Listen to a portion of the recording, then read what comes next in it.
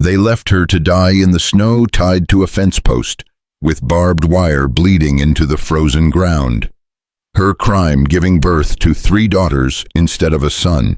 Her husband called her cursed. His brothers called her useless. They rode away laughing, leaving her screams to be swallowed by the blizzard. But one man heard those cries. One man turned back, and when Silas Granger cut through that wire and lifted her broken body from the ice, he whispered 5 words that would change everything. "You're coming with me." Before we begin, subscribe and follow this story to the end. Comment below with your city, so I can see how far Marabel's story travels across the world.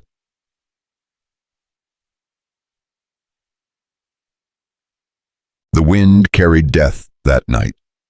Silas Granger had lived in these Wyoming highlands long enough to know the difference between a winter storm and a killing cold. This was the latter, the kind that turned spit to ice before it hit the ground, the kind that made even wolves retreat to their dens and wait for mercy. He should have been home hours ago, should have been sitting by his fire drinking coffee that had gone cold 3 times over, listening to nothing but the crack and pop of burning wood. That's what he did most nights.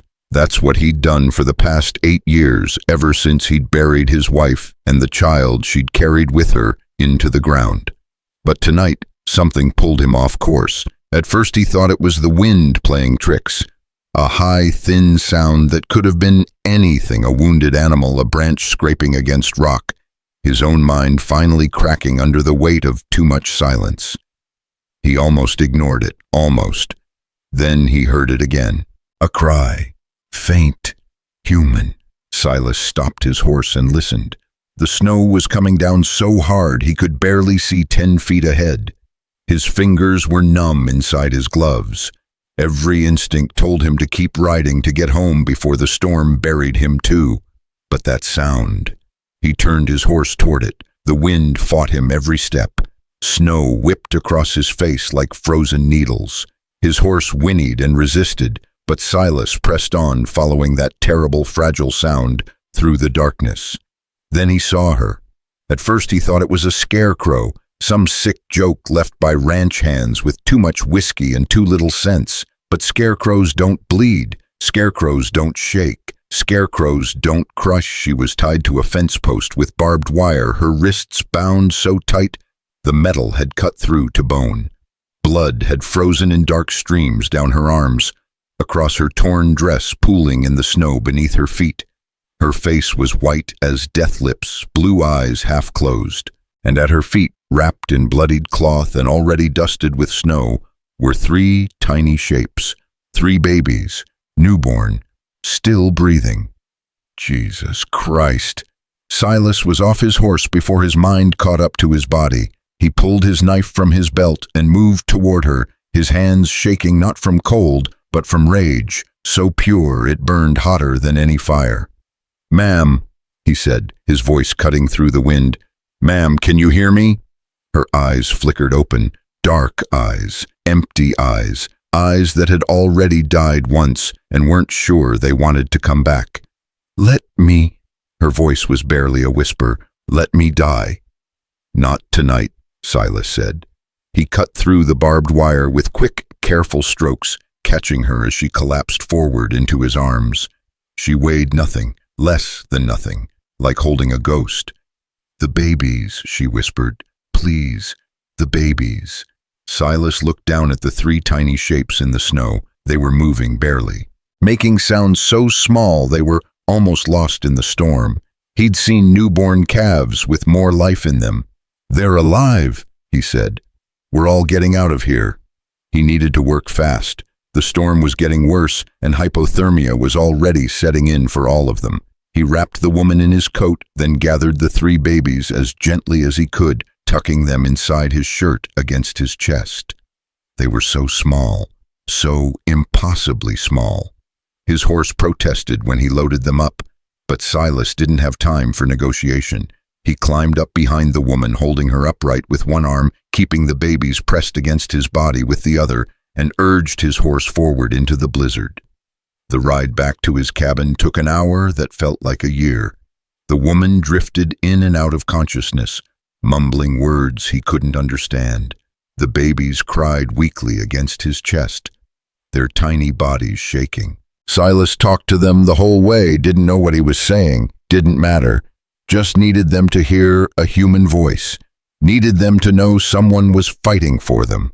When he finally saw the outline of his cabin through the snow, relief hit him so hard he almost wept.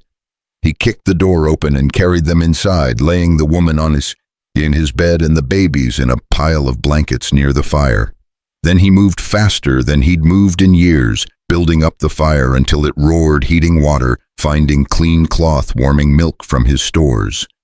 The woman's wrists were a disaster. The barbed wire had torn through skin and muscle, and infection was already setting in. He cleaned the wounds as best he could, wrapped them tight, and prayed it would be enough. The babies were in better shape, bruised, cold, hungry, but alive. He fed them warm milk with a cloth drop by drop until their crying softened into exhausted breathing. Then he wrapped them together and placed them in a wooden crate lined with blankets near the fire. Only then did he allow himself to sit down. His hands were shaking, his whole body was shaking. He stared at the woman in his bed and the 3 babies by his fire and tried to understand what kind of monster would do this. He didn't sleep that night, just sat in his chair, feeding the fire, checking on the woman and babies every few minutes, listening to the storm rage outside and feeling something dark and violent coil in his chest. Someone had done this. Someone had tied this woman to a fence post and left her to die with her newborn daughters. Someone had looked at 3 innocent lives and decided they weren't worth saving. Silas didn't know who, didn't know why, but he knew he'd kill them if they came looking. The woman woke 3 days later. Silas was at the stove heating broth when he heard her gasp.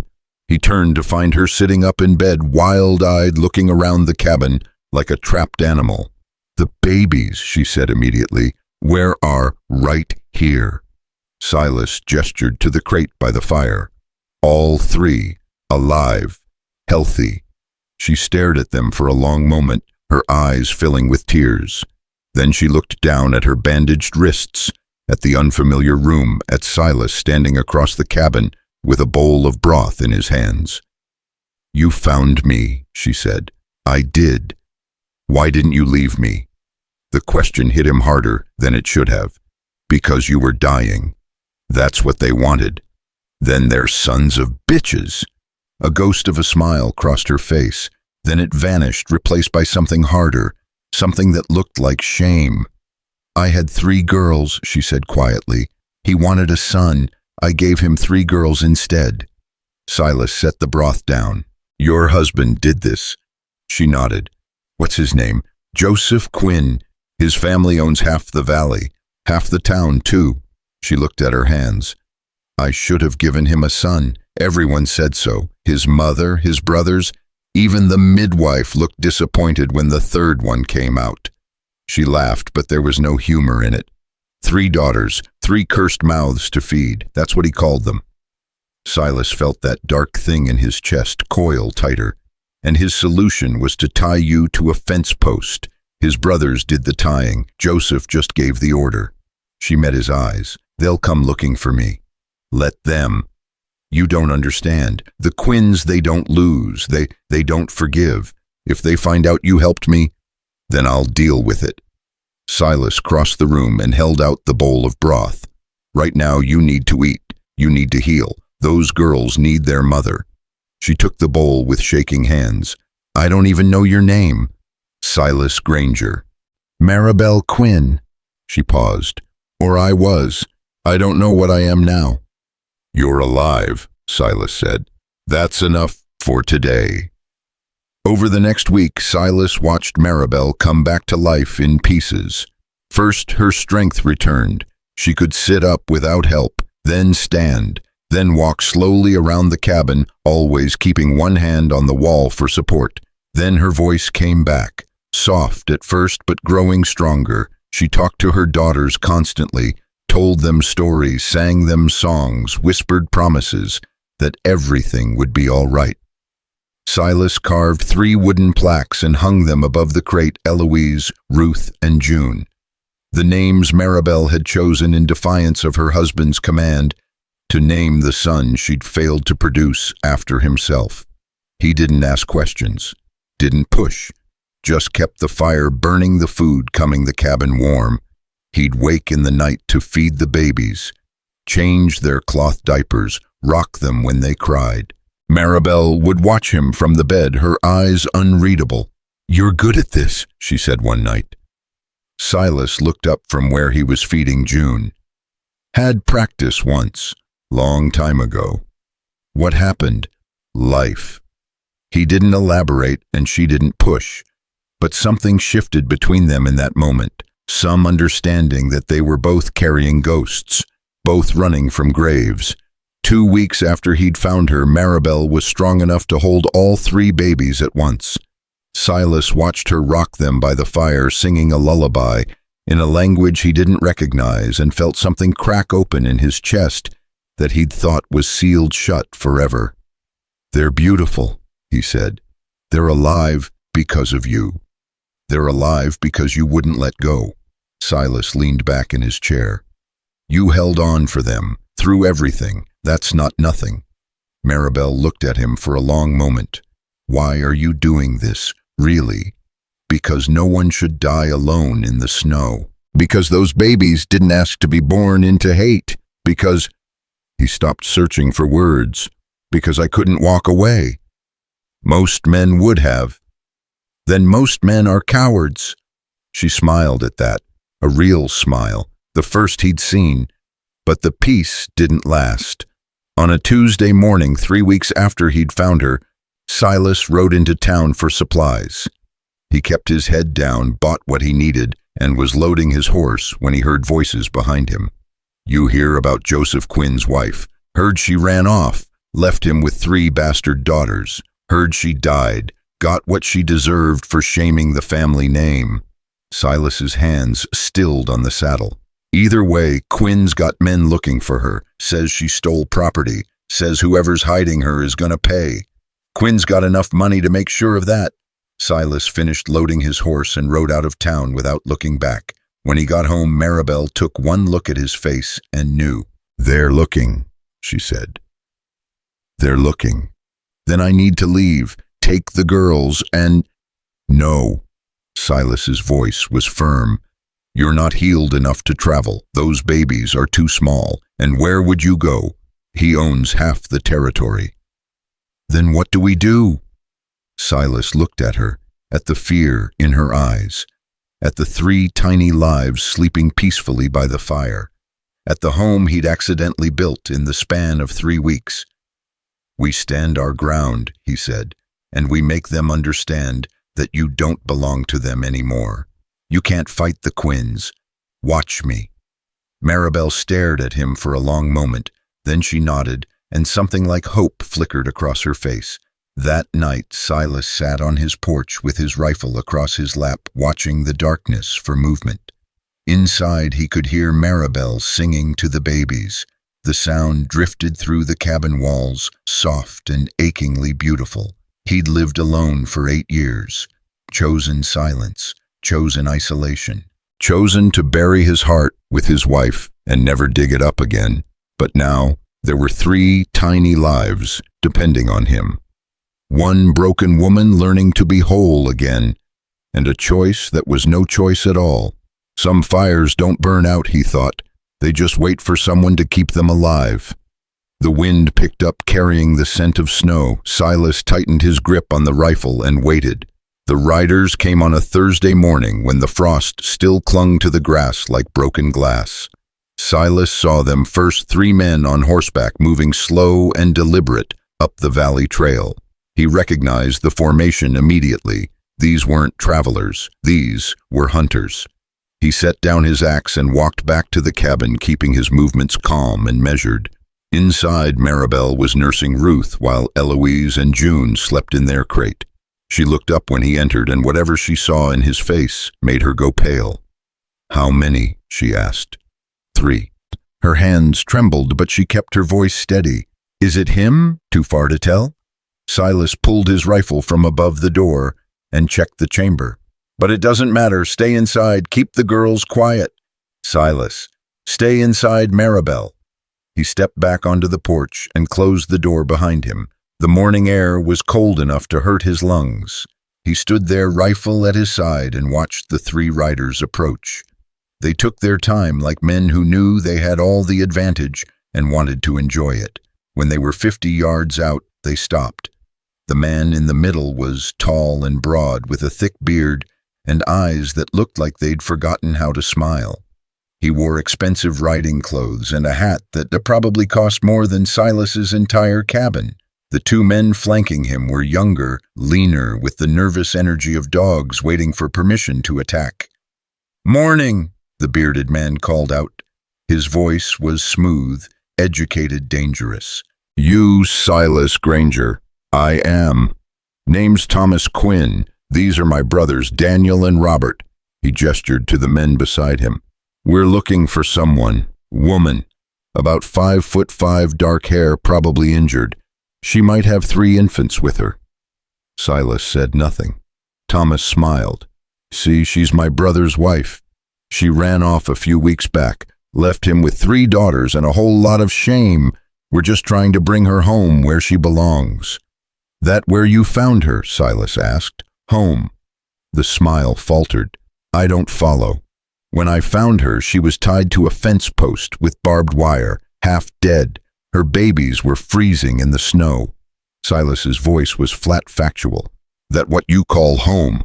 Robert, the youngest brother, shifted in his saddle. Daniel's hand moved toward his hip, but Thomas just kept smiling. "I don't know what story she told you, friend, but my brother's wife has always been prone to dramatics. Woman can't handle the pressures of marriage, starts making up tales." He shrugged. "It's a sad thing, but she needs to come back so we can take care of her properly." "She's not going anywhere." The smile disappeared. "I'm trying to be reasonable here, but that woman is my brother's legal property. Those children are his blood, and you're interfering with family business." "She was never property," Silas said, "and she sure as hell isn't yours." Thomas's jaw tightened. He glanced at his brothers, then back at Silas. "You know who we are. Don't care. You should. We own most of this valley. We know every sheriff, every judge, every man with a badge for 100 miles, and you're nobody. Just a hermit with a rifle and more courage than sense." "Maybe so." Silas raised the rifle slightly, not quite pointing it, just reminding them it was there. "But that rifle's loaded, and my sense tells me you're not welcome here." Daniel's hand dropped to his gun. "You threatening us?" "Stating facts." For a long moment, nobody moved. The wind picked up, carrying the scent of pine and distant snow. Silas could feel his heart pounding, but his hands stayed steady. Finally, Thomas raised a hand, stopping Daniel from drawing. "This isn't over. My brother has rights, legal rights. And when he comes, and he will come, you'll wish you'd been reasonable." "I'll be here," Silas said. Thomas stared at him for another moment, then wheeled his horse around. His brothers followed, but Daniel looked back over his shoulder, his face twisted with something between anger and promise. Silas watched them ride away until they disappeared down the valley. Then he lowered the rifle and let out a breath he didn't know he'd been holding. When he turned back to the cabin, Marabel was standing in the doorway. She'd heard everything. "They'll come back," she said. "I know. With more men, maybe the sheriff. They'll make it legal somehow. Let them try." Marabel stepped out onto the porch, still holding Ruth against her chest. Her face was pale, but her eyes were fierce. "Why are you doing this? You could give me up. Tell them you were just helping, that you didn't know. They'd leave you alone." Silas met her gaze. "Is that what you want?" "No, but I don't understand why you'd risk everything for someone you barely know." He was quiet for a moment, looking out at the mountains. 8 years ago, my wife died giving birth to our son. He didn't make it either. I buried them both on a Tuesday afternoon, and I've been alone ever since." He turned back to her. "I thought that's what I wanted. Thought I deserved it, maybe. Then I found you in that snow and those 3 girls crying, and I remembered what it felt like to fight for something, to matter to someone. I'm not giving that up. Not for the Quinns. Not for anyone." Marabel's eyes filled with tears. She opened her mouth to speak, but Ruth chose that moment to wail, and the sound broke the tension like a stone through glass. "She's hungry again," Marabel said, wiping her eyes with her free hand. "Then let's feed her." They went inside, and for the rest of the day they pretended the world beyond the cabin didn't exist. But that night, after the babies were asleep and the fire had burned down to embers, Marabel sat across from Silas at the small wooden table and told him everything. She told him about meeting Joseph Quinn at a church social when she was 17, how handsome he'd been, how charming, how his family's wealth had impressed her parents, how the marriage had seemed like a blessing. She told him about the wedding night when Joseph's charm had vanished like smoke and left only cold expectation in its place. About the first time he'd hit her 3 months into the marriage because she'd laughed at the wrong moment. About the way his family had looked at her not as a person, but as a vessel, a womb meant to produce sons. She told him about the first pregnancy that ended in miscarriage, the second that produced a daughter, the disappointment in Joseph's eyes, the way his mother had wept as if someone had died, the pressure that built with every month, every failed attempt, every whispered conversation behind closed doors. And she told him about the final pregnancy, the one that had given her 3 daughters at once.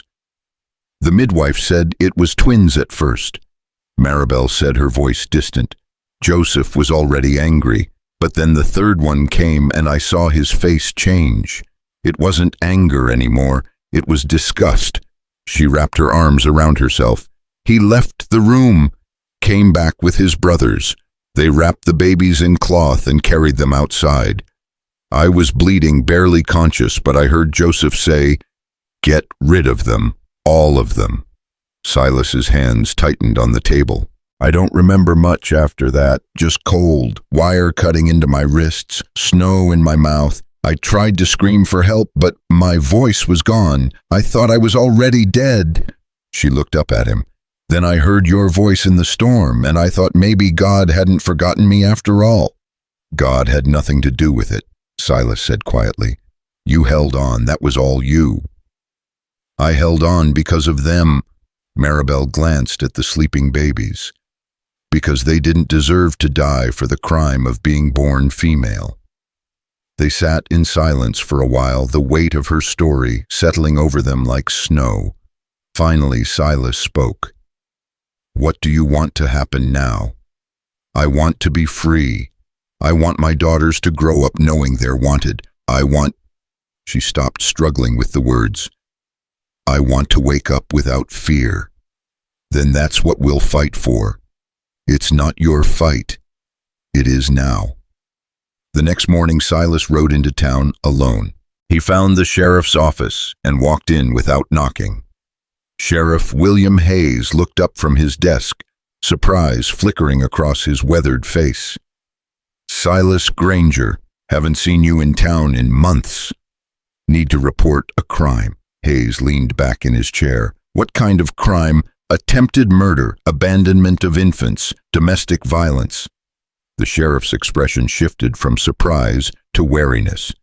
This about Joseph Quinn's wife. It's about a woman named Marabel who was left to die in the snow with 3 newborn babies. And you know this how? Because I found her, cut her down, brought her and her daughters back from the edge. Hayes was quiet for a long moment, his fingers drumming on the desk. The Quinns are saying she ran off, that she's unstable, that she abandoned her husband. The Quinns are liars. Can you prove that? Silas leaned forward, his voice low and hard. Her wrists are torn to hell from barbed wire. She's got scars where they tied her. 3 babies who would have frozen to death if someone hadn't found them. He straightened. You want proof? Come see for yourself.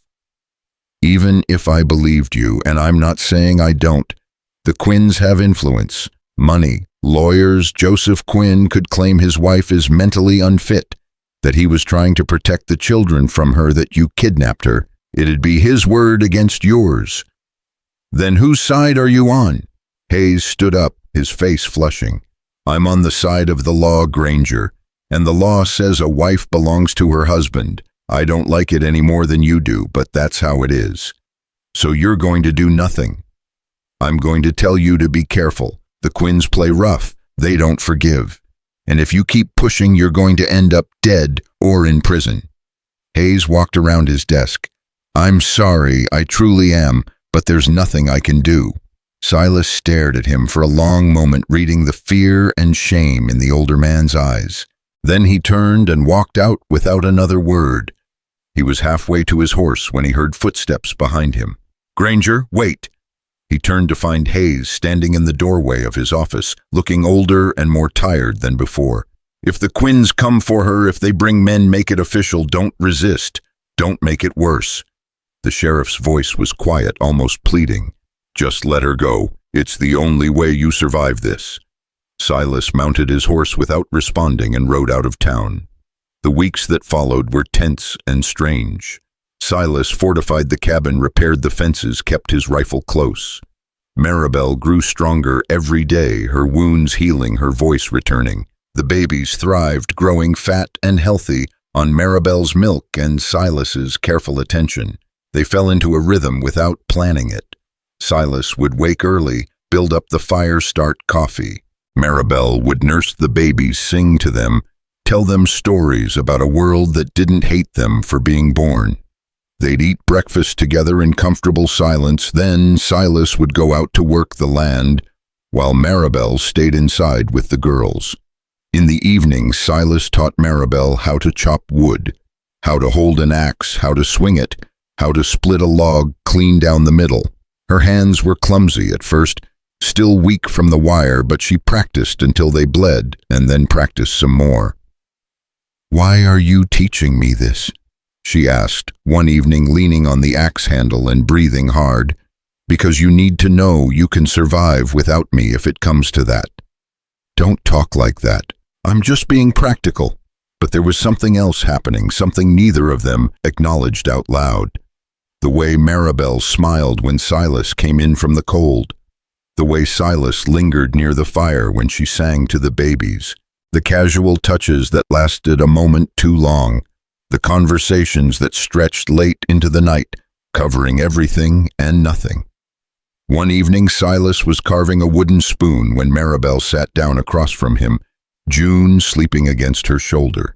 "Can I ask you something?" "Always." "Your what was her name?" Silas's hands stilled. He was quiet for so long that Marabel started to apologize, but then he spoke. "Catherine, her name was Catherine." He set down the half-carved spoon. "She was stubborn, laughed too loud, sang off-key. She wanted a house full of children, wanted to fill this valley with life and noise." His voice roughened. "She got one child, and one day, that's all she got." "What was his name?" "Your son." "Never got to name him. He was gone before he took a breath." Marabel reached across the table and placed her hand over his. "I'm sorry. It was a long time ago. Grief doesn't care about time." They sat like that for a while, her hand on his, the baby sleeping between them, the fire crackling in the silence. "She would have liked you," Silas said eventually. "Catherine, she would have liked your strength, your stubbornness." "I'm not strong." "You're alive. After everything they did to you, you're still here, still fighting. That's the definition of strength." Marabel's eyes filled with tears. "Some days I don't feel strong. Some days I just feel broken. Broken things can heal." Silas turned his hand over, lacing his fingers through hers. "They just need time and someone who won't give up on them." The moment stretched between them, fragile and profound. Then June stirred and whimpered, and Marabel pulled her hand away to soothe the baby. But something had shifted. Some line had been crossed that neither of them could uncross. Spring came early that year, melting the snow faster than usual.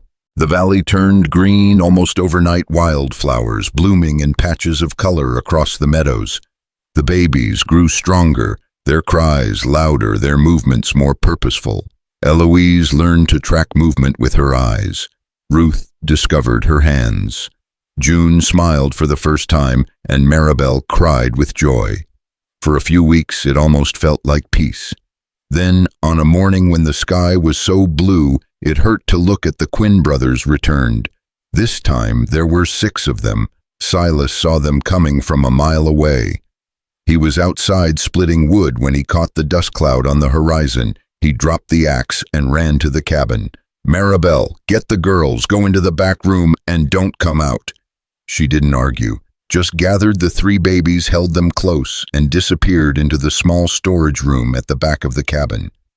Silas slid the bolt lock closed from the outside, grabbed his rifle, and stepped onto the porch. The 6 riders stopped at the same spot as before. Thomas Quinn in the center, his brothers on either side, and 3 men Silas didn't recognize. Hard men, men with guns and eyes that had stopped caring about consequences. "Granger," Thomas called out. "Last chance, send her out. This ends peaceful. Already told you, she's not going anywhere." "Then you're making a mistake." Thomas gestured and all 6 men dismounted. They moved with practiced coordination, spreading out in a loose semicircle. "My brother Joseph wanted to come himself, but we convinced him to let us handle it. Less messy this way." "For who?" "For you. You hand her over now, we forget this happened. You keep being difficult, things get ugly." Silas raised the rifle.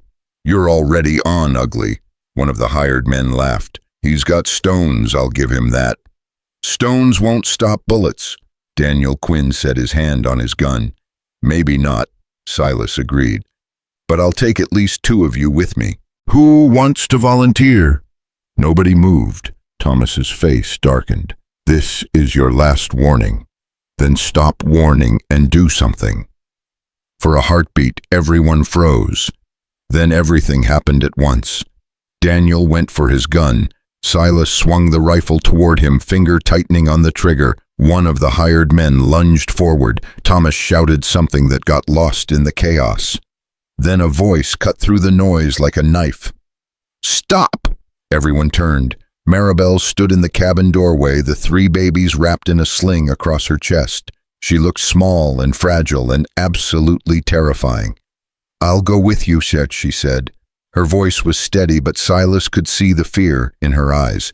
"Just don't hurt him, please." "Marabel, no." "It's okay, Silas." She looked at him, and there was something in her gaze that made his heart crack. "You've done enough, more than enough, but I won't let you die for me. I'm not letting you go back to them. You don't have a choice." Thomas smiled triumphantly. "Smart woman. Now come on down here and let's go home." Marabel took a step forward, then another. She was halfway across the porch when Silas moved in front of her, blocking her path.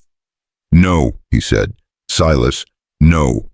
He turned to face the Quinn brothers, rifle still raised. "You want her, you go through me." "For God's sake, Granger." "I said no." His voice was steel. "You're not taking her. You're not taking those babies. And if you try, I'll put every single one of you in the ground." Thomas's smile disappeared. "You're 1 man with 1 rifle. There are 6 of us. Then you better make your first shot count." The standoff stretched tight as wire. Silas could feel Marabel behind him trembling but still standing, could hear the babies fussing softly, could see the calculations running behind Thomas Quinn's eyes. Then Thomas raised his hand. "We'll be back, with the sheriff, with the law, and when we come, you won't have a choice." "I'll be waiting." The 6 men mounted their horses and rode away, but this time there was no pretense of civility, just naked threat and promised violence.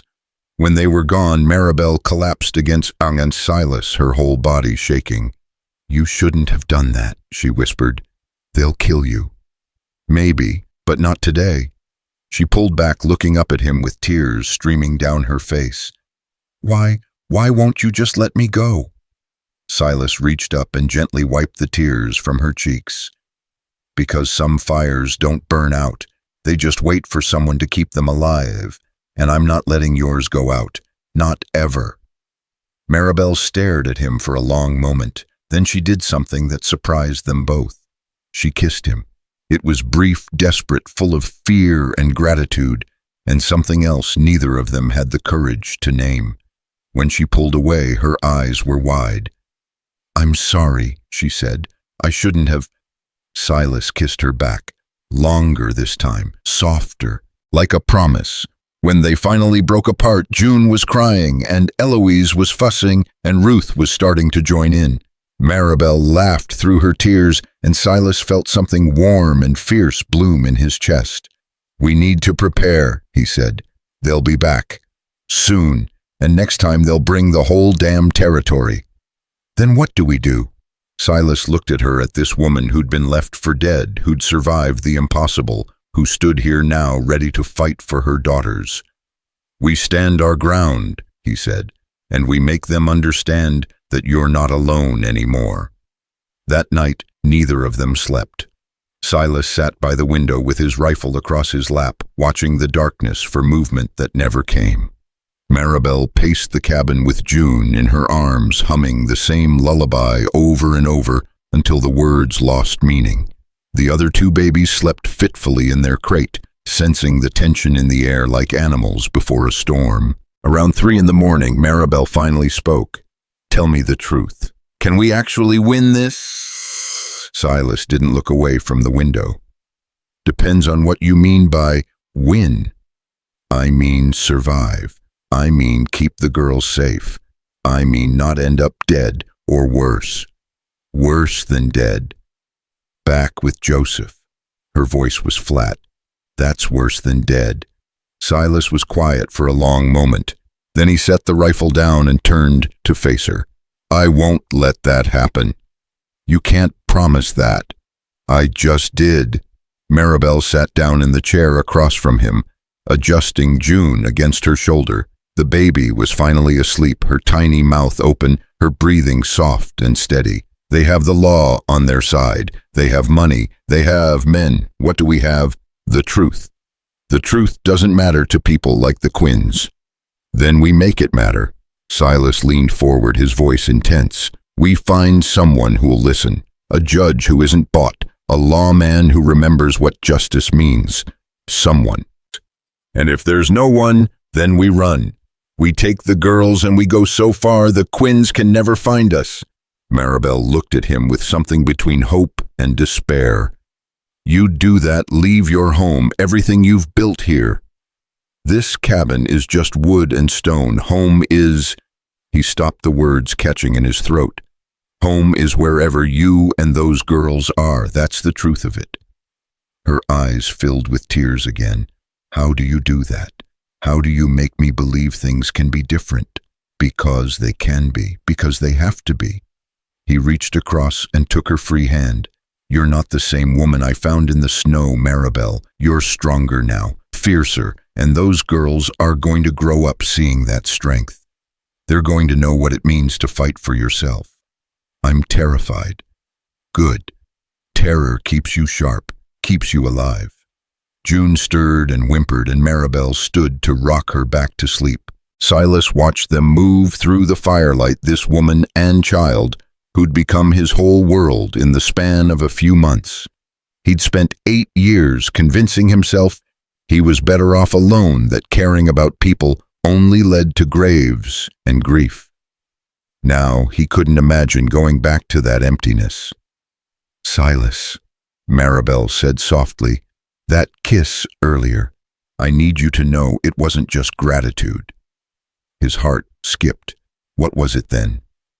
"I don't know yet, but it felt real. It felt like something I'd forgotten existed." She turned to look at him. "I was 17 when I married Joseph. I thought I knew what love was, thought it was fancy clothes and family approval and someone who looked good standing next to you in church, but that wasn't love. That was a transaction, a business deal where I was the commodity." "Marabel, let me finish." She came back to the chair, settling June more securely.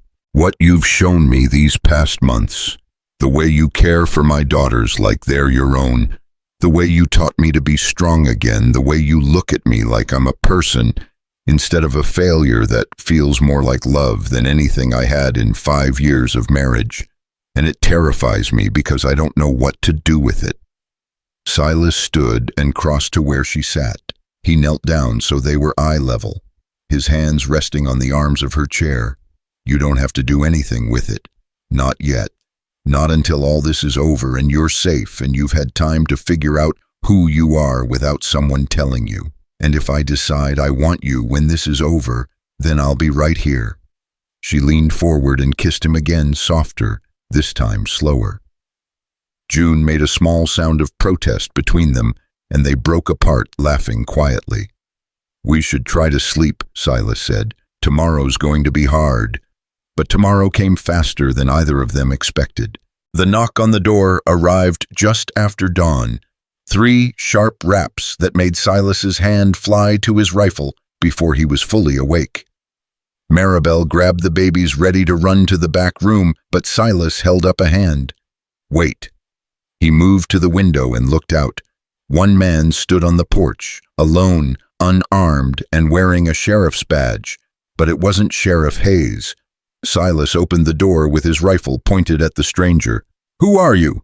The man was young, maybe 30, with honest eyes and a scar across his left cheek. He didn't flinch at the rifle. "Name's Deputy Marcus Webb, from Cheyenne. Sheriff Hayes sent word to my office about a situation involving the Quinn family." "Hayes sent you?" "Not exactly." Webb's mouth twitched. "Hayes told my boss that everything was fine, that no investigation was needed. But his message was nervous, rushed, like someone was watching over his shoulder when he wrote it. So my boss sent me to check things out anyway." Silas didn't lower the rifle. "And why should I believe you? Because if I was with the Quinns, I'd have brought 20 men and a warrant. Instead, I came alone at dawn to talk before anyone knows I'm here." Webb gestured to the rifle. "Can you lower that I'm not here to cause trouble?" After a long moment, Silas lowered the rifle and stepped aside. "Come in." Webb entered the cabin and immediately saw Marabel standing near the fire with 3 babies in her arms. His eyes widened, then narrowed, then settled into something that looked like understanding. "You're Marabel Quinn." "I was," she said quietly.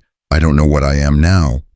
"You're the woman who was reported missing 3 months ago, the one whose husband said ran away." Webb pulled a folded paper from his coat.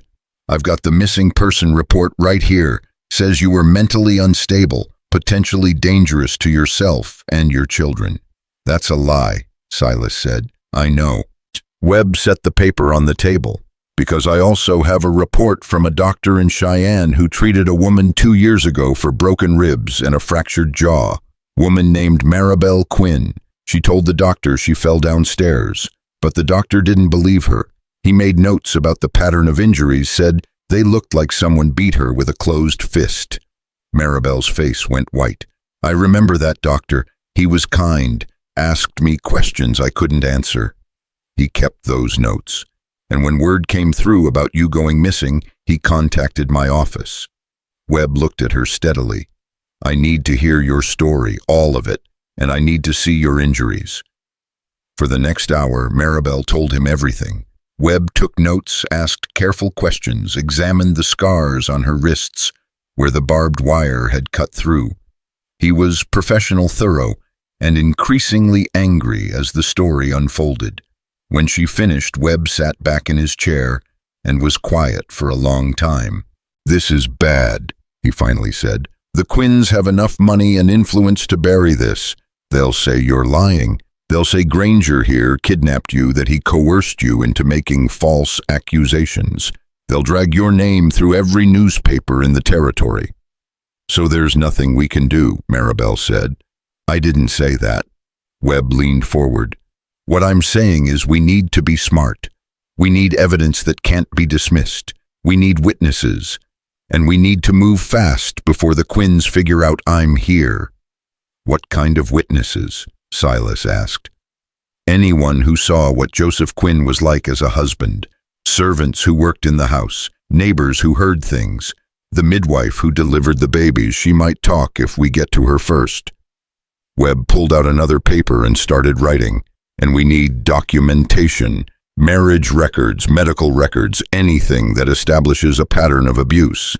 "The Quinns will have destroyed anything incriminating," Marabel said. "Maybe. But people talk, especially servants who've been treated badly themselves, and I'm betting the Quinn household has plenty of those." Webb finished writing and looked up. "I need 2 days, maybe 3. Can you stay hidden that long?" How do we know you won't just report back to the Quinns? Silas asked. Webb met his gaze without blinking. Because I became a lawman to protect people, not to help rich men cover up their crimes. Because I've seen what happens when the law looks the other way, and it makes me sick. He stood up. You don't have to trust me, but I'm the best chance you've got. Silas looked at Marabel. She nodded slightly. 2 days, Silas said. But if you bring the Quinns here, you'll shoot me, I understand. Webb moved toward the door, then paused. One more thing. Joseph Quinn filed papers 3 days ago to have you declared legally dead, Mrs. Quinn. If those papers go through, he'll have full custody of the children and the right to do whatever he wants with them. Marabel's arms tightened around the babies. When do the papers go through? End of the week, 5 days from now. After Webb left, Silas and Marabel sat in stunned silence. 5 days, she finally said. We have 5 days before I'm legally dead, and my daughters belong to him. We won't let it happen. How you heard Webb, even if he finds evidence, the Quinns will fight it. They'll tie it up in courts for months. Years, maybe. And the whole time I'll be considered Joseph's property. Silas stood and paced the cabin. Then we don't wait for the law. We go to the town. We tell everyone what happened. We make enough noise that the Quinns can't silence it. They'll call me a liar, a hysterical woman trying to ruin her husband's reputation. Some will, but not everyone. There have to be others. Women who've been hurt, families who've been cheated, people the Quinns have wronged. If we can get them to speak up, they won't. Not against the Quinns. The risk is too great. Then we make it worth the risk. Silas stopped pacing and looked at her. We make you so visible, so vocal, that if anything happens to you, everyone will know who did it. The Quinns can't kill what everyone is watching. That's insane. You have a better idea. Marabel was quiet for a long time, rocking Ruth absently. Then she looked up, and there was something new in her eyes. Something hard and determined. We don't just tell people what happened, she said slowly. We show them. We take these scars, these injuries, and we make the Quinns confront them in public. We go to church, we walk through town, we let everyone see what they did. That's dangerous. Everything's dangerous now. She stood up, settling all 3 babies more securely in her arms. I've spent 5 years being ashamed, being quiet, hiding bruises under long sleeves and lies. I'm done hiding. If I'm going to fight, I'm going to fight where everyone can see. Over the next 2 days, they prepared. Silas taught Marabel to shoot his old pistol heavy in her small hands. She was clumsy at first, flinching at the recoil, but she practiced until her hands steadied and her aim improved. I'm not asking you to kill anyone, Silas said as they stood outside targets set up against the hillside, but you need to be able to defend yourself if I'm not there. I know, she fired again, hitting closer to the center this time. Joseph used to say women couldn't handle guns, said our hands were too weak, our nerves too fragile. Joseph was an idiot. She smiled grimly and fired again. This time she hit dead center. They also talked through their plan. They'd wait for Webb to return with whatever evidence he could gather. Then they'd go to town together, all of them, babies included. They'd walk into the church during Sunday service and tell everyone what had happened. They'd show Marabel's scars. They'd dare the Quinns to deny it in front of witnesses. It was risky, possibly suicidal, but it was better than waiting for the Quinns to come with legal papers and hired guns. On the 3rd day, Webb returned. He looked exhausted, his clothes dusty from hard riding, but there was triumph in his eyes. He carried a leather satchel bulging with papers. I found them, he said without preamble. 3 former servants from the Quinn household. 2 of them witnessed Joseph beating you. 1 of them helped clean blood off the floor after he threw you down the stairs. They're willing to testify. Marabel's hand flew to her mouth. They'd do that, risk everything. They already have. The Quinns fired all 3 of them over the past year for various made-up reasons. They've got nothing left to lose and a lot of anger to spare. Webb pulled out the papers. I also found the midwife who delivered your babies. She confirmed that Joseph ordered her to dispose of the girls if there were more than one. She refused, so he did it himself with his brother's help. She didn't report it because she was afraid, but she kept notes. Detailed notes. Is it enough? Silas asked. For an investigation, yes. For conviction, Webb hesitated. It's going to be hard. The Quinns will bring in their own witnesses, their own doctors. They'll paint Mrs. Quinn as unstable and you as a kidnapper who coerced these testimonies. Then we need more than an investigation, Marabel said. We need the whole town to know the truth before the Quinns can spin their version. What are you suggesting? Sunday service. Day after tomorrow. We walk in during the sermon and tell everyone what happened. Webb stared at her. That's insane, I know, but it's also public. Witnesses everywhere. The Quinns can't make me disappear in front of the entire congregation. They could arrest you, claim you're disturbed, that you're a danger to yourself and others. Let them try. We'll have 3 servants, a midwife, and a deputy from Cheyenne, all backing up my story. Webb looked at Silas. You agree with this? It's her choice, Silas said. But yes, I think it's the right move. Then I'll be there, in the church, in uniform. If the Quinns try anything, they'll have to go through the law to do it. Webb stood and headed for the door, then turned back. Mrs. Quinn, what you're doing, it's brave. Probably the bravest thing I've ever seen. I just hope it's enough. After he left, Marabel nursed the babies and put them down for their nap.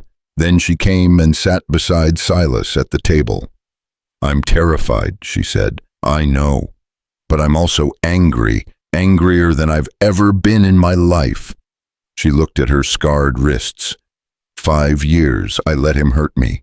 Let him tell me I was worthless. Let him convince me that being beaten was somehow my fault. And then he tried to kill me and my daughters, and I still survived. We all survived. That has to mean something. It means you're stronger than he ever was. No, it means I'm done being afraid. She took his hand.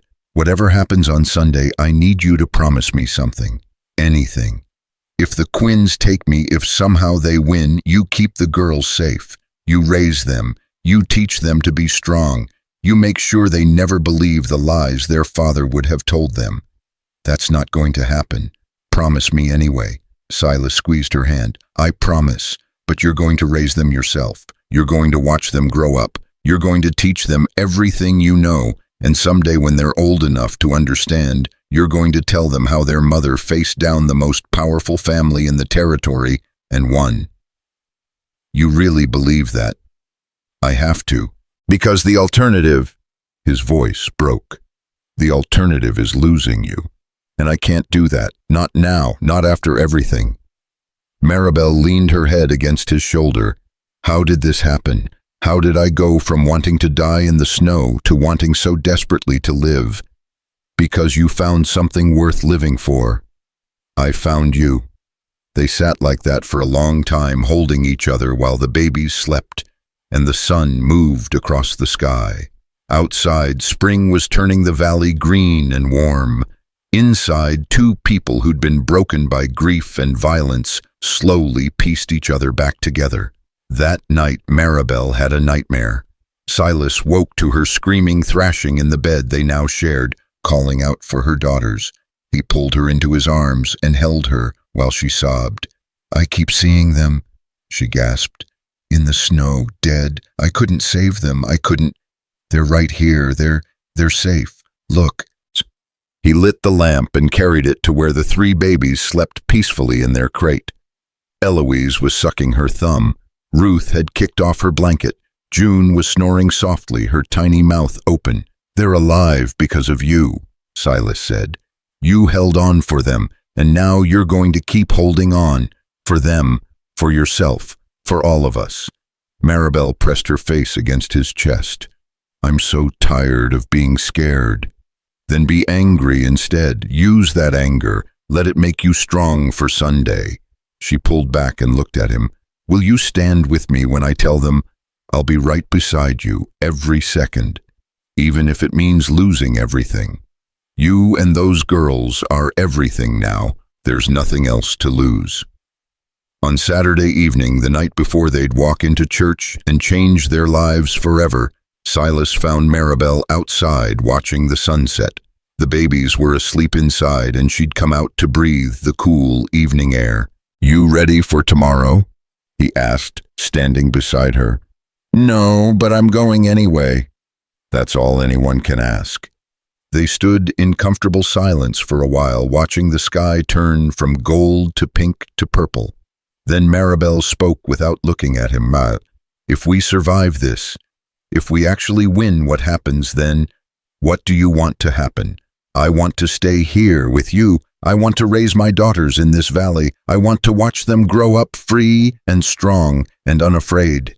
She turned to face him. "I want to be your wife, not because some piece of paper says I have to be, but because I choose it, because you're the first man who ever made me feel like a person instead of a possession."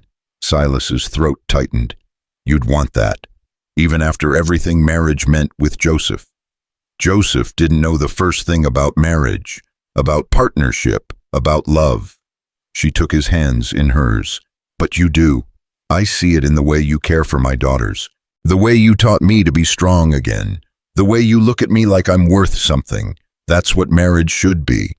And if we get through tomorrow, that's what I want. Then that's what you'll have." He pulled her close, kissing her forehead. "We'll build a real life here, a good life.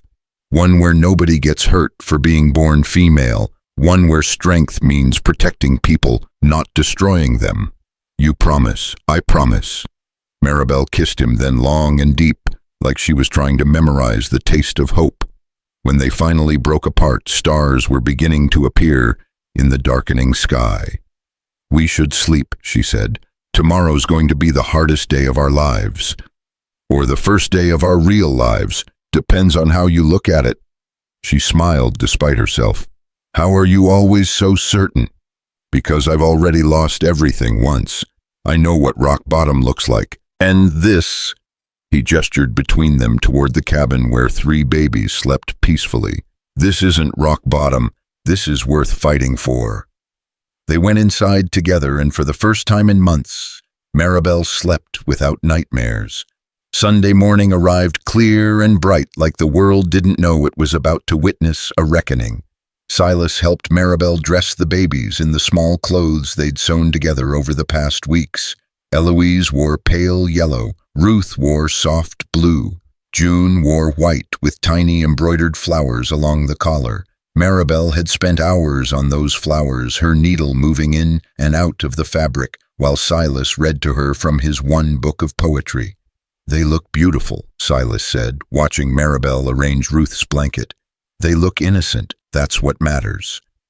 Marabel's hands trembled slightly as she worked. "When people see them, I want them to understand what Joseph tried to destroy. 3 perfect lives that he deemed worthless." Silas touched her shoulder. "You don't have to do this. We can still run." "No, running just delays the inevitable. This ends today, one way or another." She'd chosen her own dress carefully, a simple gray one, with long sleeves that she rolled up to her elbows. The scars on her wrists were visible in the morning light, raised and white against her skin. She wore no gloves, no jewelry, nothing to hide behind. "How do I look?" she asked, turning to face him. "Like someone who survived hell and came back stronger." "I was hoping for presentable." "You're that too." They loaded the wagon in silence. 3 babies in a padded crate, extra blankets. Silas's rifle tucked under the seat where he could reach it quickly. Marabel sat beside him, her spine straight, her jaw set. She looked like she was heading into battle. In a way, she was. The ride to town took an hour. Neither of them spoke much. What was there to say? They both knew what was waiting for them. The Quinn family would be at church. They always were, sitting in the front pew like royalty holding court. Joseph would be there, his brothers, his mother, all of them dressed in their finest clothes, presenting the image of respectability and power, and Marabel would walk in and shatter that image into pieces. They reached the church just as the service was starting. Silas could hear singing through the open doors, voices raised in a hymn about grace and redemption. The irony wasn't lost on him. Deputy Webb was waiting outside, leaning against a post with his arms crossed. He straightened when he saw them approach. "Mrs. Quinn, Mr. Granger." He nodded to each of them. "The witnesses are here, 3 former servants and the midwife. They're waiting in the back." "And the Quinns?" Marabel asked. "Front row, all of them." Joseph looks smug, thinks you're dead or too scared to ever show your face. "Then let's educate him." Webb's mouth twitched into something that might have been a smile. "I'll be right behind you. If things go badly, I've got 2 more deputies positioned outside. They'll move in if needed." "It won't come to that," Marabel said, with more confidence than Silas suspected she felt. They gathered the babies. Silas took Eloise, and June Marabel carried Ruth, and walked toward the church doors. With each step, Silas could feel his heart pounding harder. He'd faced down grizzly bears with less fear than he felt right now, but this wasn't about him. This was about the woman beside him and the 3 tiny lives they were fighting for. The singing grew louder as they approached. Then they were at the doors, and Marabel paused, taking one last deep breath. "Whatever happens," she said quietly, "thank you for everything. Nothing's happened yet. Save your thanks for after." She smiled, fragile but real, and then pushed open the doors. The singing faltered as they entered. Heads turned. Whispers started immediately, rippling through the congregation like wind through grass. Silas kept his eyes forward, focused on the aisle leading to the front of the church. Beside him, Marabel walked with her head high, her daughter held close to her chest. They were halfway down the aisle when someone gasped, then someone else. The singing died completely. Even the organ player stopped, her hands frozen over the keys. At the front of the church, the Quinn family turned to see what had caused the disruption. Joseph Quinn's face went white, then red, then white again. He stood up slowly, his mouth opening and closing like a fish drowning in air. His brothers flanked him, their expressions shifting from shock to rage. Their mother clutched her chest, her face a mask of horror. "Marabel!" Joseph's voice cracked on her name. "But you can't be alive." Marabel's voice rang out clear and strong through the silent church. "Yes, Joseph, I'm alive, despite your best efforts." The pastor, an elderly man with kind eyes and trembling hands, stepped forward. "Mrs. Quinn, we were told you had passed away, that you were told lies." Marabel turned to face the congregation, making sure everyone could see her face, her scars, her daughters. "I was told I'd die in the snow tied to a fence post because I gave birth to 3 girls instead of a son, but I didn't die. Someone found me, someone saved us, and now I'm here to tell you all what really happened." "She's lying." Joseph's voice exploded through the church. "She's insane. She ran away and now she's making up stories to cover her shame." "Then explain these." Marabel held up her wrists, turning them so everyone could see the scars. "Barbed wire cuts, Joseph, from when your brothers tied me to that fence post on your orders. Want to tell everyone why they did that? You're sick in the head, you always have been. I have 3 witnesses who'll testify otherwise." Marabel gestured toward the back of the church where the former servants stood. "Mary, Hannah, and Catherine all worked in your household. They all saw you beat me. They all cleaned up my blood. Want to call them liars, too." The congregation erupted. People were standing now, some shouting questions, others demanding answers. The pastor tried to restore order, but his voice was lost in the chaos. Joseph started down the aisle toward Marabel, his face twisted with rage. "You ungrateful bitch! I gave you everything, a home, a name, respectability, and this is how you repay me." Silas stepped between them, his hand moving to his belt. "That's close enough. This is none of your business, Granger. It became my business when I cut her down from that fence and saved her life. When I held her while she bled. When I fed her daughters because you left them to freeze. Those are my daughters." "No." Marabel's voice cut through the noise like a blade. "They stopped being yours the moment you tried to kill them. They're mine. and they're under the protection of a man who knows what it means to actually care about someone. Joseph's hand went to his hip where a pistol hung under his coat. But before he could draw it, Deputy Webb was there, his own gun already out, and pointed at Joseph's chest. "I wouldn't," Webb said calmly. "Not in a church full of witnesses. She's my wife. I have legal rights. You have the right to remain silent while I investigate attempted murder charges." Webb gestured to his two deputies who'd entered through the back. "We're going to take this outside and have a proper conversation. Mrs. Quinn has made serious accusations, and I have witnesses prepared to corroborate her story." "This is ridiculous. I'm Joseph Quinn. My family built this town. Then your family can afford good lawyers." Webb moved closer, his gun never wavering. "Now we can do this easy or hard. Your choice." For a moment, Silas thought Joseph might actually draw. His hand hovered near his pistol, his face purple with rage, his breathing heavy. But then his mother's voice cut through the tension. "Joseph, don't." Everyone turned to look at Elizabeth Quinn. She was standing now, her face pale, her hands clutching the pew in front of her. She looked older, suddenly, smaller, like someone had let the air out of her. "Mother, I said don't." Her voice was steel wrapped in silk. "You've done enough damage. To this family, to your wife, to those children." She looked at Marabel, and something like shame flickered across her features. I knew what you were doing to her, and I said nothing. I told myself it was her fault, that she needed to be stronger, that she needed to give you a son. But looking at her now," her voice broke. "Looking at those babies, God forgive me, I knew, and I did nothing." The church had gone completely silent. Even the babies seemed to sense the weight of the moment and stayed quiet. "Mrs. Quinn," Marabel said softly, "I'm not asking for your apology. I'm asking that you tell the truth.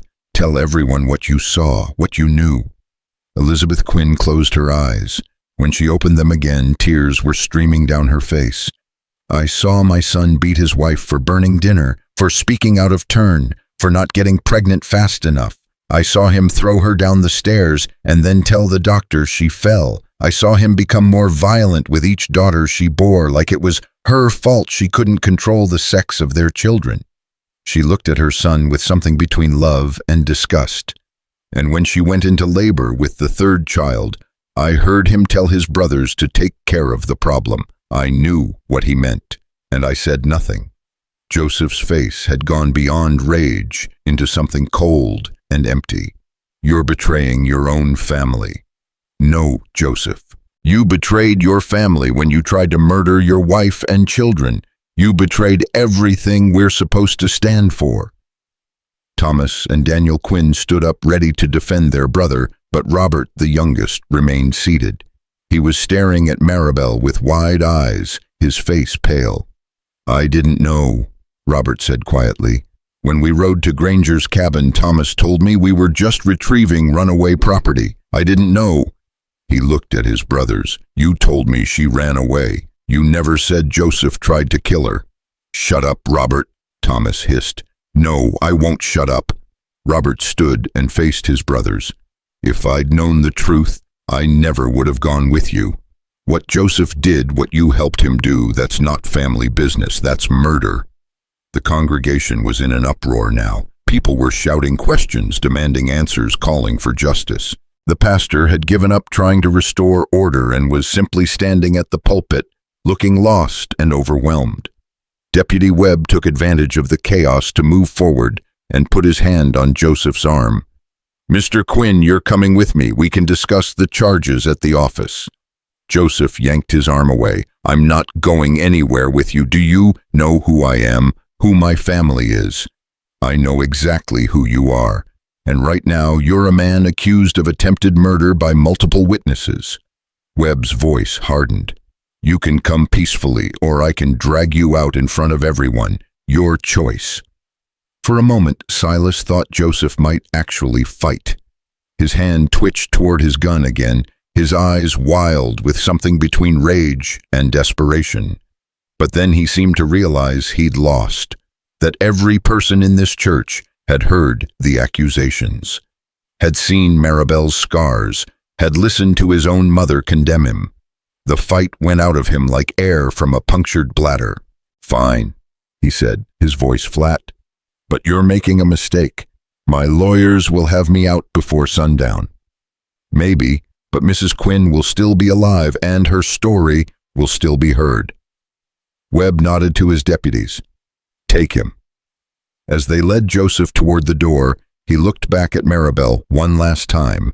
There was no remorse in his eyes, no shame, just cold hatred. "This isn't over," he said. "Yes," Marabel replied. "It is." After Joseph was gone, the church erupted again. Everyone wanted to talk to Marabel, to ask questions, to offer support or judgment. But Silas could see her starting to shake, the adrenaline wearing off and leaving only exhaustion behind. "We're leaving," he announced, placing himself between Marabel and the crowd. "She's answered enough questions for one day. But we need to know, you need to give her space." Silas's voice left no room for argument. "Deputy Webb has all the evidence he needs. If you want details, talk to him. Mrs. Quinn is done for today." The pastor stepped forward, his expression torn between pastoral concern and social obligation. "Mrs. Quinn, if there's anything the church can do, you can pray," Marabel said quietly. "Pray that justice means something in this town. Pray that no other woman has to go through what I did. Pray that my daughters grow up in a world that values them for who they are, not what their father wanted them to be." The pastor nodded, tears in his eyes. "We will, I promise you we will." Silas led Marabel out of the church, still carrying Eloise and June. Behind them he could hear the congregation dissolving into heated discussions, accusations flying, old secrets being dragged into the light. The Quinns had ruled this town through money and fear for decades. But cracks were forming in that foundation now, and Silas suspected the whole rotten structure would collapse before long. Outside, the spring air felt like a blessing after the stuffiness of the church. Marabel stood on the steps, breathing deeply, her whole body trembling. "You did it," Silas said quietly. "You actually did it. I can't believe I'm still standing." "Neither can they." He nodded back toward the church. "You just destroyed the most powerful family in the territory, in front of God and everyone. I destroyed the lie they built. The family destroyed itself." Deputy Webb emerged from the church looking satisfied despite the chaos behind him. "That went better than I expected. We've got Joseph in custody, and his own mother just confessed to being an accessory after the fact. The prosecutor's going to have a field day with this." "Will it stick?" Marabel asked. "The charges?" "With what we have now, yes, especially with Elizabeth Quinn's testimony. Even their lawyers can't spin their way out of that." Webb pulled out a folded paper. "I've also prepared an emergency order blocking the declaration of death. You're very much alive, which means Joseph's claim to the children is void until this is resolved in court." "How long will that take?" "Months, probably, maybe longer, but you'll have custody in the meantime, and given everything that came out today, I'd say your chances of keeping it are excellent." Marabel's legs suddenly gave out. Silas caught her before she hit the ground, holding her steady while she sobbed into his chest. All the fear, all the rage, all the pain of the past months came pouring out in great shaking waves. "It's over," she kept saying. "It's really over. It's over," Silas confirmed, holding her tight. "You're free. They're free. All of you." They stood like that for a long time while people filed out of the church. Around them, some stopping to stare, others looking away in shame. The former servants approached cautiously, their faces anxious. Mrs. Quinn, the oldest one, Mary, stepped forward. "We just wanted to say we're sorry for not speaking up sooner, for letting it go on as long as it did." Marabel pulled away from Silas and wiped her eyes. "You spoke up when it mattered most. That's all anyone can ask. If you need anything anywhere to stay help with the babies, anything at all, you just say the word." "Thank you, truly." Marabel managed a shaky smile. But right now, I just need to go home. The word hung in the air between her and Silas. Home. Not Joseph's house. Not some temporary refuge. But the cabin in the valley where she'd learned to be strong again. Where 3 babies had learned to smile. Where 2 broken people had started to heal each other. Let's go home, Silas agreed. The ride back to the cabin was quiet. The babies slept exhausted from being passed around the church.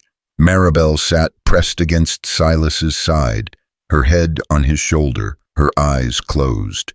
She looked peaceful for the first time since he'd found her in the snow. When they finally reached the cabin, the sun was high overhead, warming the valley into something that looked almost like paradise.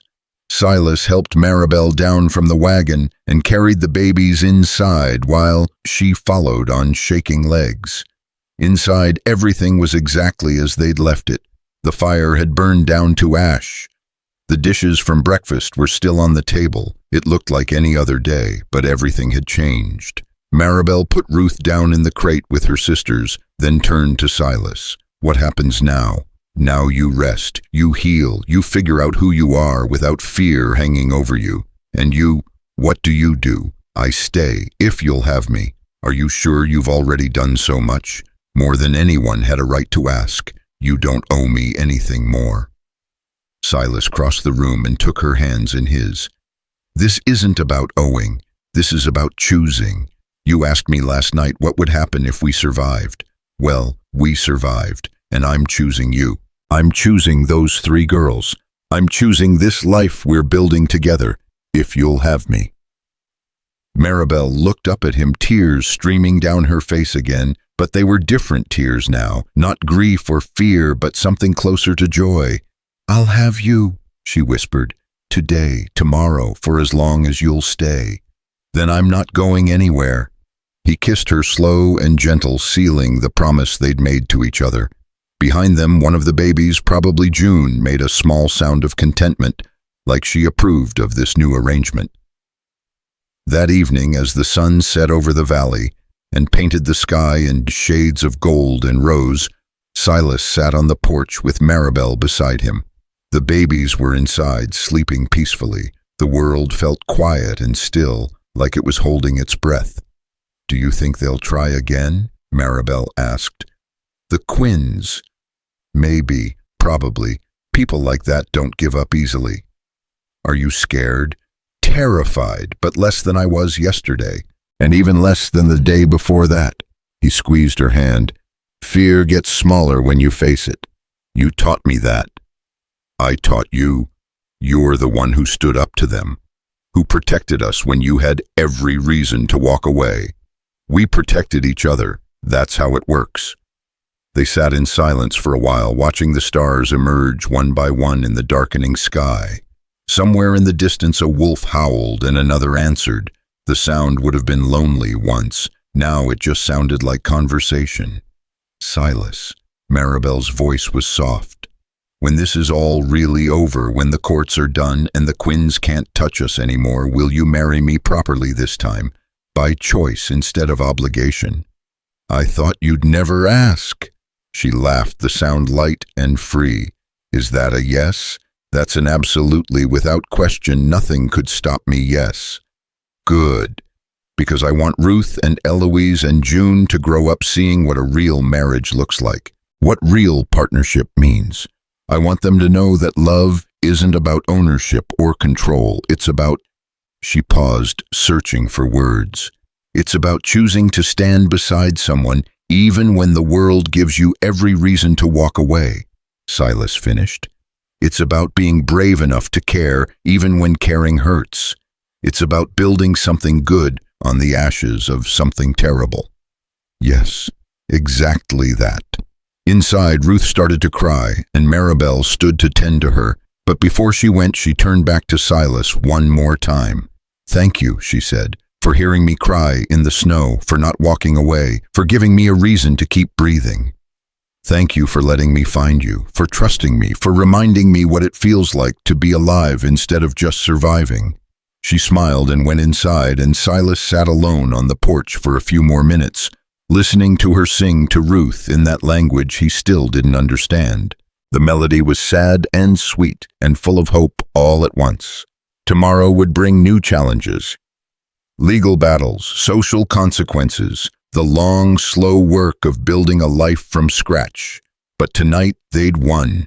They'd stood up to the monsters and survived. They'd told the truth and been believed. And 3 little girls would grow up knowing they were wanted, knowing they were loved, knowing their mother had fought for them and won. That was worth everything. The legal battle stretched through summer and into fall, just as Deputy Webb had predicted. Joseph Quinn's lawyers were expensive and relentless, filing motion after motion, demanding psychiatric evaluations for Marabel, claiming parental rights, threatening countersuits. But every time they pushed Webb and the prosecutor pushed back harder, with witness testimony, medical evidence, and Elizabeth Quinn's devastating confession that she'd repeated under oath. Through it all, Marabel stood firm. She attended every hearing, answered every humiliating question, endured every attempt to paint her as unstable or vindictive. Silas sat beside her at every session, his presence a silent reminder that she wasn't alone anymore. The 3 babies came too, growing bigger and more alert with each passing week, their existence a living refutation of Joseph's claim that they weren't worth protecting. "How much longer?" Marabel asked one evening after another grueling day in court. They were sitting at the table while the girls played on a blanket near the fire. Eloise had just learned to roll over, and she kept doing it, repeatedly, delighted by her own ability. "Webb thinks the judge will rule within the month," Silas said. "He's seen enough, heard enough. There's no way Joseph walks away from this with anything. Unless money talks louder than justice. It won't. Not this time." Silas reached across and took her hand. "You've already won, Marabel. Everyone in this territory knows what Joseph did. Even if he somehow avoided prison, his reputation is destroyed.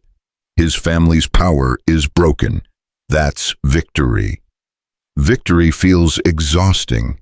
Most worthwhile things do. But the exhaustion was worth it when 3 weeks later, Judge Harrison delivered his verdict.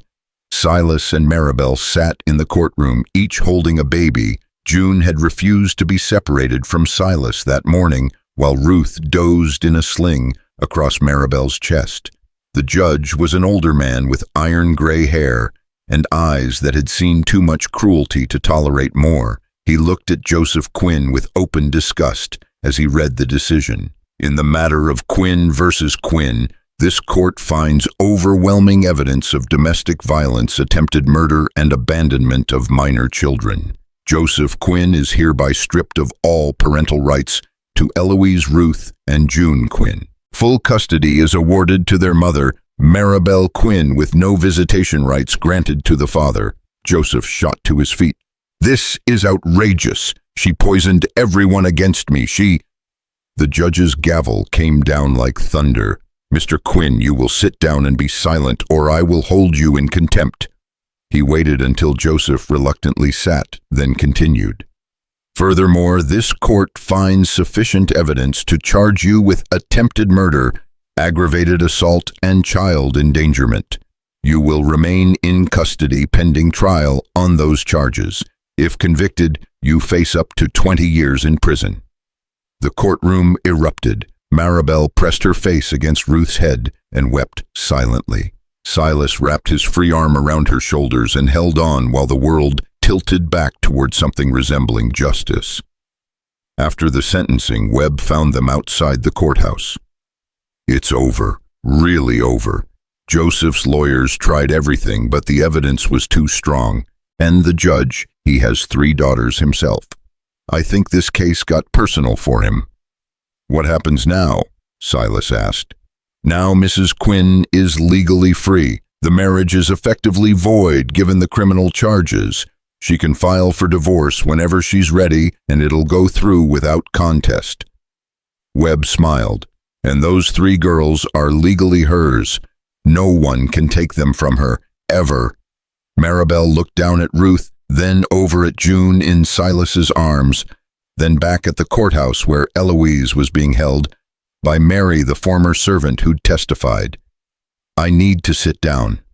They found a bench in the shade, and Marabel lay there for a long time, just breathing. Silas watched her process the news, saw the moment it truly sank in. She was free, actually completely free. "What do you want to do first?" he asked.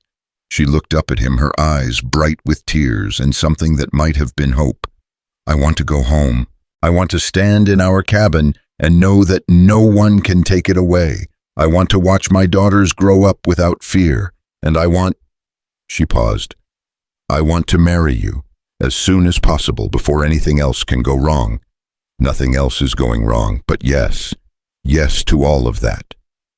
They were married 3 weeks later in the same church where Marabel had confronted Joseph. The irony wasn't lost on anyone, but it felt right somehow, like reclaiming a space that had witnessed her trauma and transforming it into something beautiful. The ceremony was small. Deputy Webb stood as witness along with Mary and the other former servants. The pastor, who'd stood silent during her revelation, now spoke words of blessing with genuine warmth.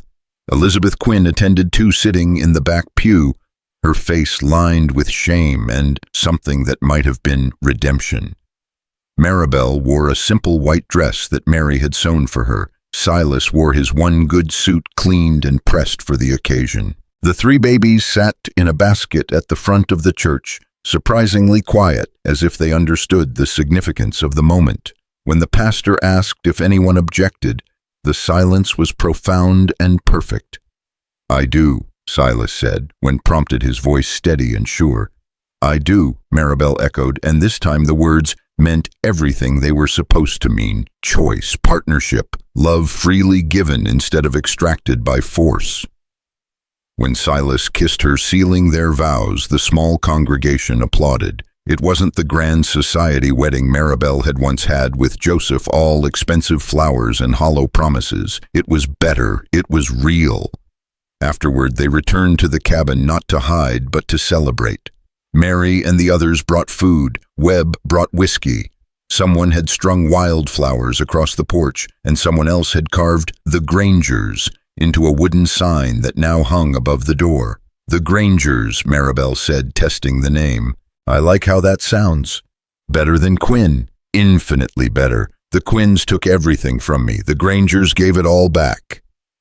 That night, after everyone had left and the babies were finally asleep, Silas and Marabel sat together on their bed as husband and wife now, legitimately and joyfully, and talked about the future. "What do you want this life to look like?" Silas asked. "Really look like?" Marabel was quiet for a moment, her fingers tracing patterns on his palm. "I want to help other women, the ones who are trapped like I was. I want them to know there's a way out, that they don't have to accept cruelty as their lot in life." "How would you do that?" "I don't know yet. Maybe we open our home to women who need refuge. Maybe I speak at churches, tell my story, make it impossible for people to ignore what happens behind closed doors. Maybe," she laughed softly, "maybe I'm getting ahead of myself. Or maybe you're exactly right." Silas pulled her closer. "This cabin's bigger than we need just for the 5 of us. And God knows there are plenty of women in situations like yours who have nowhere to go. We could make this place a sanctuary. You'd really want that, a house full of strangers and their problems. They wouldn't be strangers for long, and their problems, those are everyone's problems. We just pretend they're not until we can't anymore." He kissed her forehead. "Besides, you taught me something important. Kindness isn't just being nice. Sometimes it's the most radical act of resistance there is. You resisted Joseph by surviving, by fighting back, by refusing to disappear. If we can help other women do the same, then we should." Over the following months, word spread quietly through the territory about the cabin in the valley where women could find help. It started with one woman, beaten and desperate, who showed up at their door in the middle of the night with 2 small children and nothing else. Marabel took her in without hesitation, gave her food and shelter and time to heal. Then came another and another. Some stayed for weeks, others for months. Marabel taught them what Silas had taught her: how to be strong again, how to trust their own hands, how to imagine a future beyond fear.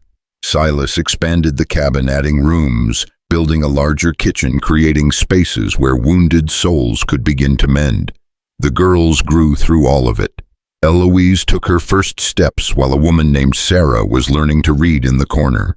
Ruth said her first word, mama, while Marabel was teaching another refugee how to chop wood. June smiled at everyone indiscriminately, spreading joy through the house like sunlight. By the time winter came again, the cabin had been transformed. What had once been a lonely hermit's refuge was now a bustling household full of life and purpose. Women came and went, each leaving stronger than they'd arrived, each carrying the knowledge that they deserved better than what they'd been given. One evening, after putting the girls to bed and checking on their current residence, Marabel found Silas on the porch, watching snow begin to fall. "It's been almost a year," she said, sitting beside him, "since you found me. Best decision I ever made, even if it was more instinct than decision. Do you ever regret it? The quiet life you had before, the solitude?" Silas thought about it honestly. "Sometimes I miss the silence, but only for about 30 seconds before someone needs something, or one of the girls does something amazing, or you smile at me. Then I remember that silence isn't peace, it's just absence. And I'd rather have this noise, this chaos, this life than all the silence in the world. Even when Sarah's children are screaming at 2 in the morning, even then." Marabel leaned against him, and they watched the snow fall together. It looked different now than it had a year ago. Then it had been an enemy, a weapon Joseph had tried to use to kill her. Now it was just snow, beautiful and temporary, part of the natural rhythm of seasons. "I've been thinking," Marabel said after a while, "about what we're doing here. It's good, important, but it's not enough." "What do you mean?" "We're helping women escape, but we're not changing the system that traps them in the first place. Men like Joseph still have all the power. The law still treats wives as property. Nothing's really changed." "So what do you want to do about it?" She pulled away and looked at him, her eyes fierce in the lamplight. "I want to fight for real change, legal change. I want to work with people like Webb to create laws that protect women, that give them rights, that make it possible to leave without losing everything, including their children. That's going to be a long fight, maybe generations long. Then we start it now so our daughters and granddaughters finish it." She took his hand. "Eloise and Ruth and June are going to grow up in a better world than the one I was born into. I'm going to make sure of it. Then we'll make sure of it together." Over the next few years, Marabel became something unexpected, an advocate, a voice for the voiceless, a woman who refused to be silent about injustice. She spoke at churches, wrote letters to legislators, worked with progressive lawyers to draft new laws. She faced ridicule and threats, was called everything from troublemaker to heretic. But she never backed down, and slowly, impossibly, things began to change. Small changes at first: a judge who ruled in favor of a battered wife, a sheriff who actually arrested a man for beating his spouse, a town that ostracized an abuser instead of his victim. But small changes accumulated into larger ones, and larger ones into a shift in consciousness. The cabin in the valley became known throughout Wyoming and beyond. The hearth at Granger Ridge, they called it. A place where broken women learned to be whole again, where children traumatized by violence found safety and laughter, where the radical notion that all people deserved dignity and protection took root and flourished. Through it all, Silas remained her steady anchor. He expanded the property, taught carpentry to women who needed skills, protected residents who needed protecting, and loved his 3 daughters with a fierce devotion that brought tears to Marabel's eyes every time she witnessed it. Eloise grew into a serious, thoughtful child who loved books and asked endless questions. Ruth was wild and fearless, climbing trees and catching frogs and declaring she'd be a rancher when she grew up. June was the peacemaker, the one who could soothe any conflict with her gentle words and radiant smile. They knew their story, of course. Marabel told them age-appropriate versions, as they grew older, never hiding the truth, but framing it in ways they could understand. They knew their birth father had been cruel. They knew their mother had been brave. They knew Silas had chosen to be their father, which made him more real than any blood tie. "Do you miss him?" Eloise asked one day when she was 7. They were sitting by the fire and Marabel was teaching her to sew. "Your first husband? No, sweetheart, I don't miss him at all. But you were married to him for a long time. I was married to him, but I was never truly his wife, not in the ways that matter." "What ways matter?" Marabel looked across the room to where Silas was teaching Ruth how to carve wood while June watched, fascinated. "The ways your papa loves me, with respect, with partnership, with the understanding that I'm a whole person, not half of something that only exists to serve him." "I'm never getting married," Eloise declared. "It sounds complicated." "It can be, but when it's right, it's the best thing in the world." "How do you know when it's right?" "You know because the person makes you more yourself instead of less. Because they stand beside you instead of in front of you. Because they fight for you when you're too tired to fight for yourself." She tied off her thread. "Your papa did that for me, still does every single day." On the evening of their 5th wedding anniversary, Marabel and Silas stood on their porch, watching the sunset paint the valley in shades of gold and crimson. The house behind them was full of life, 3 daughters playing with blocks, 2 women residents preparing dinner, the sound of laughter and conversation drifting through the open windows.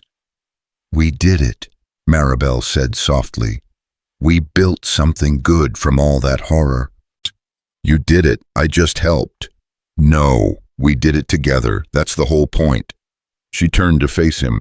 "You know what I realized today? I can't remember the last time I was afraid. Really afraid.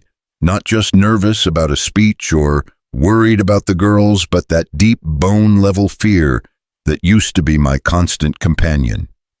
"When did it go away?" "Gradually. So gradually I didn't notice until it was gone." She smiled. "And you did that. This place did that. This life we built together did that." Silas pulled her close. "You did that for yourself. I just gave you the space to do it. You gave me everything, a home, a family, a purpose, a reason to wake up every morning and believe the world can be better. The world is better. You made it better." They stood wrapped together as the sun disappeared below the horizon and the first stars emerged. Inside, they could hear the girls calling for them, demanding their attention, needing their presence. It was the most beautiful sound in the world. "Ready to go in?" Silas asked. "In a minute, I just want to stand here a little longer and remember where we started, so I never forget how far we've come. We came from death to life, from despair to hope, from broken to whole, from alone to together, from alone to together," he agreed. When they finally went inside, June immediately attached herself to Silas's leg, while Eloise showed them the tower she'd built from blocks. Ruth was explaining in great detail how she was going to be the best rancher in Wyoming, better even than Papa. No offense, Papa. One of the residents was laughing at something someone else said. Dinner was burning slightly in the kitchen, and nobody seemed to care. It was chaos. It was messy. It was imperfect and loud and occasionally overwhelming. It was home. That night, after everyone was finally asleep and the house had settled into quiet, Marabel stood at the window of their bedroom, looking out at the valley bathed in moonlight. Silas came up behind her and wrapped his arms around her waist. "What are you thinking about?" he asked. "About the woman I was when you found me. How close I came to dying in that snow. How easily this could have all never happened. But it did happen. You survived. Because you heard me crying. Because you turned back when you could have kept riding. Because you chose compassion over convenience." She turned in his arms. "Do you know how many men would have made the same choice? Doesn't matter how many would have, only matters that I did. It matters to me. It matters to our daughters. It matters to every woman who's found refuge here. One choice, Silas, one moment of kindness changed everything. Then I'm grateful I made it. Every single day, I'm grateful.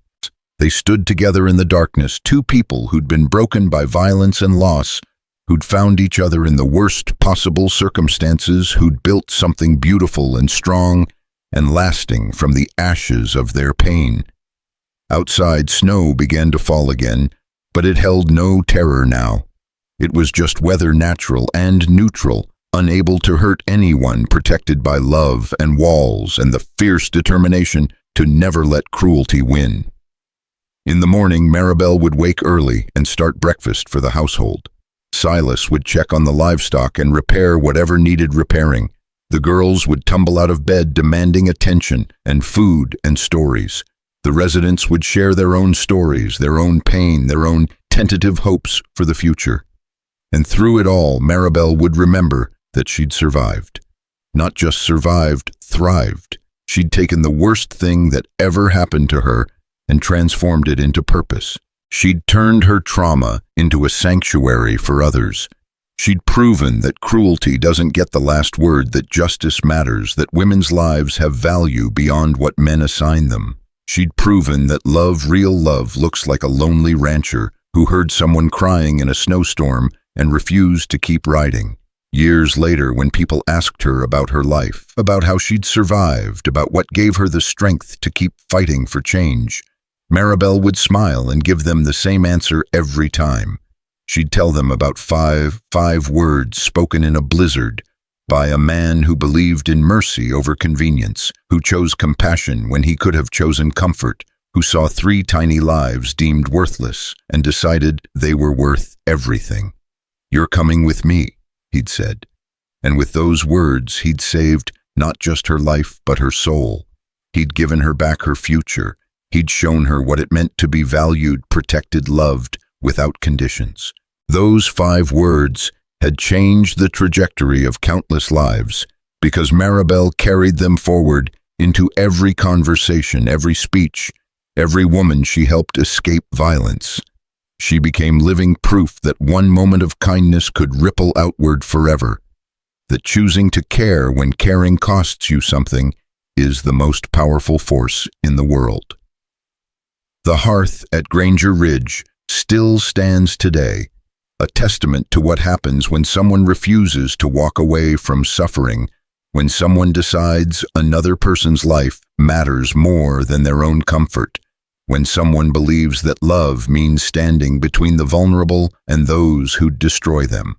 And 3 daughters grew up knowing they were wanted, valued, cherished, not despite being born female, but celebrated for exactly who they were. They grew up watching their mother turn pain into purpose, watching their father prove that real strength means protecting the defenseless, watching both parents build a marriage based on equality, respect, and the revolutionary idea that women are people deserving of dignity.